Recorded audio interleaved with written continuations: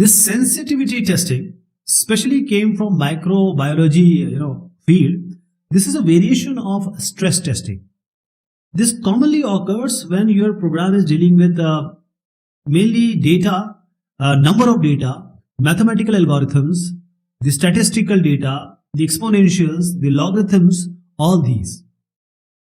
So sensitivity analysis is the study of how the certainty in the output of a mathematical model or system can be divided in and allocated to different sources of uncertainty in its inputs. Say we have a range which is a valid data. I am drawing a range which is a valid data. But there in this valid data, there is some point, some valid data which when it is inputted to your system or a software, it will give error or the processing will be erroneous. Also, the system will behave abnormally and there will be a profound, grieved performance degradation. I am saying there is a valid data and there is a small data in this valid data. There is a small chunk which will create issue. For this your software is sensitive.